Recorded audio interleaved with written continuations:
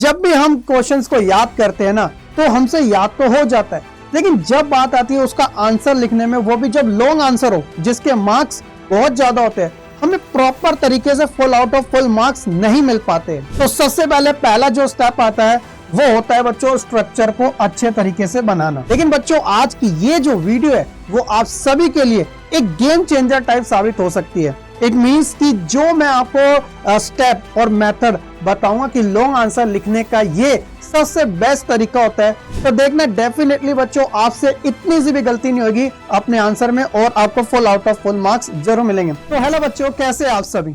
आज की ये जो वीडियो है वो आज सभी स्टूडेंट्स के लिए बहुत ही ज्यादा इंपॉर्टेंट होने वाली है, क्योंकि आपकी वैसे डिमांड भी थी कि सर जब भी हम क्वेश्चंस को याद करते हैं ना तो हमसे याद तो हो जाता है, लेकिन जब बात आती है उसका आंसर लिखने में, वो भी जब लॉन्ग आंसर हो जिसके मार्क्स बहुत ज्यादा होते हैं, हमें प्रॉपर तरीके से full out of full marks नहीं मिल पाते। हम चाहे कितना भी अच्छा लिख ले, टीचर की साइड से यही एक कंप्लेंट रहती है कि आपने इसमें कमी करी है, आपने उसमें कमी करी है। लेकिन बच्चों आज की ये जो वीडियो है वो आप सभी के लिए एक गेम चेंजर टाइप साबित हो सकती है। इट मीन्स कि जो मैं आपको स्टेप और मेथड बताऊंगा कि लॉन्ग आंसर लिखने का ये सबसे बेस्ट तरीका होता है, तो देखना डेफिनेटली बच्चों आपसे इतनी सी भी गलती नहीं होगी अपने आंसर में और आपको full out of full marks जरूर मिलेंगे। और लास्ट में इस वीडियो के एंड में मैंने एक प्रो टिप भी आपके लिए अलग से दी है, आप उसे जरूर फॉलो करना, देखना बहुत ज्यादा मजा आएगा। तो चलिए सबसे पहले हम शुरुआत कर लेते हैं इन सारे मेथड का कि किन तरीकों से आप अपना जो लॉन्ग आंसर राइटिंग सेशन है उसे अच्छे से कवर कर सकते हो। अभी से सारे बच्चे वीडियो को लाइक जरूर कर दीजिएगा और लास्ट में फीडबैक के तौर पे अपना कमेंट जरूर छोड़ के जाइएगा। तो सबसे पहले पहला जो स्टेप आता है वो होता है बच्चों स्ट्रक्चर को अच्छे तरीके से बनाना। स्ट्रक्चर सर कैसा होता है, देखिए सबसे ज्यादा गलती क्या करते हैं आप खुद बताना, आप कौन से टाइप के स्टूडेंट्स हो। एक ये है बॉक्स पहला, और एक ये है बॉक्स दूसरा, और एक ये है बॉक्स तीसरा। तो मान लो ये तीन बॉक्स है, तीन बॉक्स जो है तीन स्टूडेंट्स हो गए। उनके आंसर लिखने का तरीका, पहला वाला जो स्टूडेंट्स है वो सिर्फ एक लाइन, दो लाइन, तीन लाइन, चार लाइन, बस लाइनें लिख रहा है, लिखे जा रहा है, लिखे जा रहा है, लिखे जा रहा है। इट मीन्स कि जो वो स्ट्रक्चर यूज कर रहा है वो पैराग्राफ टाइप का है, पैराग्राफ टाइप का है, ठीक है। तो ये हो गया उसका पहला। दूसरा क्या लिख रहा है, एक 1 point, 2 point, 3 point, 4 point, 5 point. तो ये जो बंदा जो है वो पॉइंट्स में लिख रहा है, बस ये पॉइंट्स वाला है। तीसरा वाला जो बंदा है वो सबसे पहले क्या कर रहा है, हेडिंग यूज कर रहा है, फिर उसकी सब हेडिंग यूज कर रहा है, हेडिंग यूज कर रहा है, फिर उसकी सब हेडिंग यूज कर रहा है, हेडिंग यूज कर रहा है, फिर उसकी सब हेडिंग यूज कर रहा है। और इसके साथ साथ बच्चों वो इंट्रो का यूज कर रहा है, इंट्रो का शुरुआती है ना, मेन चीज लिख रहा है इसकी, और लास्ट में वो समरी लिख के उसका कंक्लूजन लिख रहा है। तो आप खुद बताओ, ये मतलब एक तरीके से प्रॉपर मेथड का यूज कर रहा है जो एक तरीके से इस्तेमाल होने चाहिए। आप खुद बताओ किस कैटेगरी में आना पसंद करोगे। इस वाले बच्चों को पैराग्राफ के बेसिस अगर कोई 6 मार्क्स का क्वेश्चन है ना तो इसको चांसेस रहेंगे 4 मार्क्स तक मैक्स टू मैक्स। अगर ये बच्चा है तो इसको भी 4 या फिर 4.5, लेकिन ये जो बच्चा है इसके पूरे चांसेस होंगे 6 आउट ऑफ 6 के। क्यों? क्योंकि इसने जो प्रॉपर तरीका होता है ना उसे फॉलो किया है। तो इसीलिए पहले वाले पॉइंट्स के अंदर है कि लॉन्ग आंसर के लिए आपको क्या करना है, स्केलेटन का यूज करना है। अब ये नहीं कि आप हड्डियों का ढांचा बना दो, नहीं, स्केलेटन का मतलब आपको सिर्फ बताया गया है कि आप सबसे पहला पैटर्न इंट्रोडक्शन का डाला करो, फिर दूसरा पैटर्न मेन बॉडी का, और तीसरा पैटर्न कंक्लूजन का। तो इंट्रोडक्शन आपका मुख्य परिचय होगा जिसके बारे में आप आंसर लिख रहे हो, मेन बॉडी जो हो गया जिसके बारे में बात हो रही है, और कंक्लूजन जो आपने उस क्वेश्चन को कवर अप कर दिया है, ये चीज होती है ना। जैसे इंट्रो के लिए आप 2 से 3 लाइन का यूज कर सकते हो, उसका कॉन्टेक्स्ट बता सकते हो, उसका बैकग्राउंड क्या है, किस बारे में बात हो रही है, और मेन पार्ट में इसके पॉइंट्स, हेडिंग, एक्सप्लेनेशन सब कुछ आता है। और बच्चे कंक्लूजन छोड़ के आते हैं, कंक्लूजन को बच्चों निष्कर्ष कहते हैं। अगर आप ये छोड़ के आते हो तो आप उस क्वेश्चन को अधूरा करके आ रहे हो। तो ये बिल्कुल आपका शॉर्ट समरी में, और साथ ही साथ ऐसा होना चाहिए जो रेलेवेंट टाइप का लगे। ये सबसे बेस्ट मेथड होता है स्ट्रक्चर बनाने का, तो आपको ये काम करना है। दूसरी जो चीज आती है बच्चे वो आती है कीवर्ड्स और हेडिंग्स का यूज करना, जो सबसे ज्यादा बच्चे कंजूसी करते हैं। मुझे नहीं लगता, पता नहीं वो ऐसा क्यों करते हैं। जब भी देखो शॉर्ट क्वेश्चन की बात आती है, देखो मैं बच्चों का बताता हूं, मैं बहुत सारे पेपर चेक करता हूं, 2 मार्क्स की बात आई, 2 नंबर वाले क्वेश्चन की बात आई, भाई साहब बोला था कि कम से कम उसे 40 वर्ड्स में लिख दो, ठीक है, और वो लिख देते 60 वर्ड्स के अंदर। और जब 6 नंबर की बात आती है कि आपको 6 मार्क्स वाले क्वेश्चन के अंदर 150 वर्ड का यूज चाहिए मुझे, मान लो, तो भाई साहब वो क्या करते हैं, सिर्फ 50 to 70 वर्ड्स के अंदर उसको खत्म कर देते हैं। बोलते हैं कि सर मैंने 1 2 3 4 5 और 6, तो मैंने 6 पॉइंट लिखे, मुझे 6 में से 6 नंबर दो।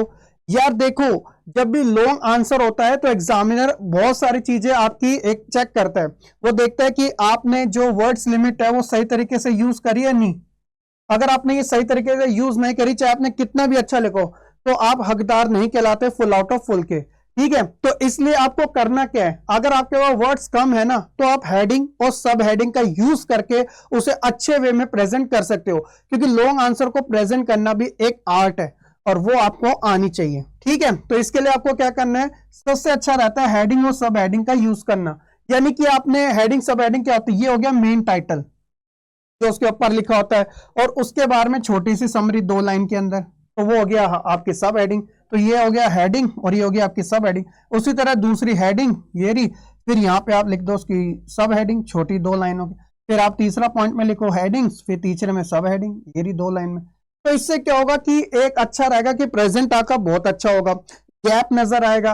तीसरी इंपॉर्टेंट चीज होगी कि आप उसका जो ओवरऑल जो व्यू है ना, वो बहुत अच्छा इंप्रेशन डालेगा एग्जामिनर पे, कि जब वो चेक करे तो लगे कि यार वाकई में बच्चे ने अपनी क्रिएटिविटी शो करी है। इंपॉर्टेंट जो भी आपको टर्म्स लगती है उसे अंडरलाइन करना जरूर आना चाहिए, क्योंकि हाईलाइटेड करना है तो अंडरलाइन करा करो, और पैराग्राफ की जगह पॉइंट्स में ही लिखा करो, ये सबसे बेस्ट रहता है। और आपकी जो प्रेजेंटेशन होनी चाहिए वो काफी क्लियर होनी चाहिए, कि पढ़ते ही जो टीचर है उसको मजा आ जाए। ये सबसे लिए आपके लिए क्या है, बेस्ट है। एग्जामिनर को खुश करना है तो ये मेथड कीवर्ड्स और हेडिंग का आना चाहिए आपको। तीसरी जो चीज आती है बच्चे, तीसरी वो आती है एग्जाम्पल और केस स्टडी।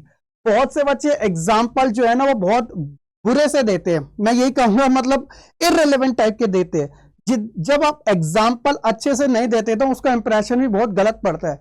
ऑथेंटिक एग्जाम्पल आपके होने चाहिए जो आपके आंसर राइटिंग को और ज्यादा स्ट्रॉन्ग करे। ऑथेंटिक का मतलब होता है एक तरीके से रियल टाइप के एग्जाम्पल, है ना। या फिर बच्चों जो डेटा आप यूज करते हो उसकी क्रेडिबिलिटी होना चाहिए। अगर आप किसी ईयर का डेटा यूज कर रहे हो तो वो क्रेडिबिलिटी होना चाहिए, यानी कि बिल्कुल परफेक्ट होना चाहिए। इससे क्या होता है, इंप्रेशन बहुत अच्छा पड़ता है। जब आप इन चीजों को मिस आउट कर देते हो ना, तो एग्जामिनर को लगता है कि ये बच्चा रट्टा मार के है, इनने कोई बेस्ट एग्जाम्पल यूज नहीं किया, बस इधर उधर से देख लिया। ये भी बच्चों आपके लॉन्ग आंसर के अंदर एक कमी होती है, जो बच्चे छोड़ के आते हैं। तो ये लॉन्ग आंसर के अंदर सिर्फ पॉइंट्स 6 लिख के आ जाने से, पैराग्राफ में लिख के आ जाने से full out of full marks नहीं आएंगे, और ना ही कभी आप उसको अचीव कर पाओगे जब तक आप इन चीजों का यूज नहीं कर पाओगे। तो इसलिए आपको अपने एग्जाम्पल और केस स्टडी या फिर डेटा का यूज करना काफी अच्छे से आना चाहिए, ठीक है। और सबसे अच्छी बात आती है जब आप कोई लॉन्ग आंसर याद करते हो, उसे लिखते हो, प्रैक्टिस करते हो, वगैरह सब कुछ करते हो, तो इसके लिए ना आप क्या कर सकते हो, एक बेस्ट मेथड होता है जिसे हम डायग्राम या फ्लो चार्ट मेथड कहते हैं। इससे क्या होता है, आपको याद करने में भी आसानी होगी और लिखने में भी आसानी होगी। फिर वो क्वेश्चन चाहे कितना भी बड़ा हो, आपकी लॉन्ग टर्म मेमोरी में जरूर कन्वर्ट हो जाएगा। यानी कि आप डायग्राम के थ्रू क्या कर सकते हो, आंसर विजुअल अपीलिंग से लगते हैं तो बहुत अच्छा इंप्रेशन होता है। फ्लो चार्ट और सिंपल डायग्राम से तो कॉन्सेप्ट पूरा ही क्लियर हो जाता है। जैसे बच्चों ये कुछ एग्जांपल मैंने यहाँ पर आपको दे रखे हैं, जो मैथ वाले स्टूडेंट्स हैं उनके लिए तो बहुत हेल्प करता है, और आर्ट्स वाले स्टूडेंट्स को भी ये काफी ज्यादा हेल्प करता है। अगर आपको अच्छी क्रिएटिविटी करने आती है तो आप जरूर कीजिएगा, किसी ने आपको रोका नहीं। कोई नहीं चाहता कि सारा का सारा थ्योरेटिकल पार्ट के अंदर लिख के आ जाओ। अगर आपको लगता है कि इस क्वेश्चन के अंदर इसका फ्लो चार्ट बन सकता है, यस यू कैन, आप कीजिएगा, बस आप करते ही नहीं हो।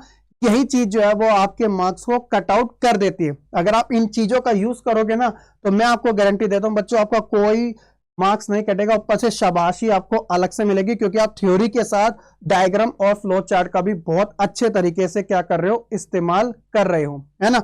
और लास्ट चीज जो निकल के आती है वो है कंक्लूजन। अच्छे तरीके से होना चाहिए, यानी कि निष्कर्ष।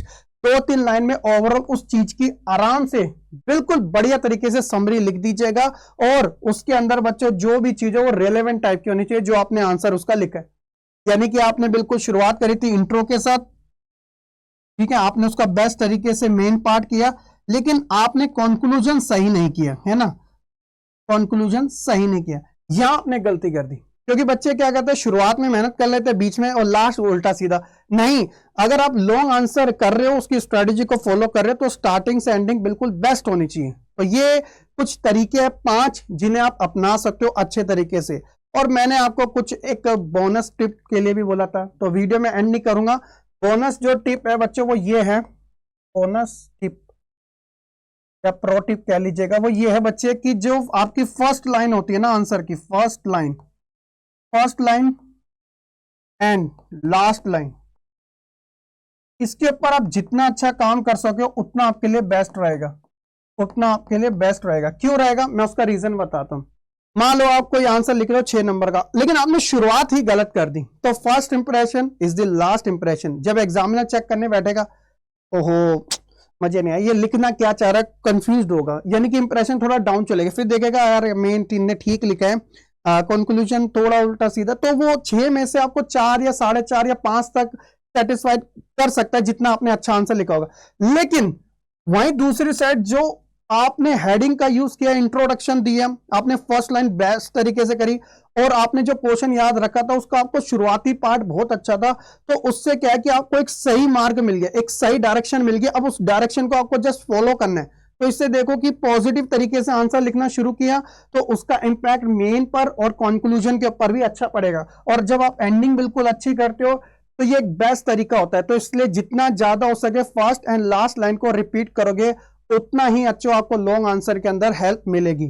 तो आप इन सारी चीजों को फॉलो कीजिएगा, और कमेंट सेक्शन के अंदर बच्चों आप जरूर लिखिएगा कि यस सर प्लीज एक बार हमें सैंपल दे दीजिएगा, जो भी आप सब्जेक्ट का चाहते हो, जो भी आप टॉपिक का चाहते हो। आर्ट्स वाले स्टूडेंट्स के लिए बोल रहा हूं, स्पेशली जो बच्चा आर्ट्स वाला है, अगर बच्चों आपके पास जियो है, ज्योग्राफी का है, या फिर सोशलॉजी का है, या कोई भी अदर सब्जेक्ट का है, ये मेरे मेजर सब्जेक्ट है, बाकी कोई भी सब्जेक्ट है, तो आप कमेंट सेक्शन में जरूर लिख दीजिएगा सर प्लीज इसका दीजिएगा, तो मैं शॉर्ट वीडियो के अंदर उसका आपको पूरा आंसर राइटिंग कैसे लिखते हैं वो भी बना के दिखा दूंगा। बस आपको ये मेंशन करना। और वीडियो पसंद आई हो तो लाइक जरूर कीजिएगा, और चैनल को सब्सक्राइब नहीं किया तो कर लीजिएगा, क्योंकि पूरे बोर्ड एग्जाम से रिलेटेड ऐसे ही मजेदार टिप्स एंड ट्रिक्स और स्ट्रेटेजी से रिलेटेड, साथ ही साथ टाइम टेबल वाली चीजें, वो सब आपको चैनल पर देखने को मिलेगी। मैं आपके लिए वेराइटी ऑफ कॉन्टेंट प्रोवाइड कराऊंगा, क्योंकि बात सिर्फ स्टडी की नहीं है, बात स्टडी को स्मार्ट करने की भी है, और वो मैं आपके लिए करके ही रहूंगा।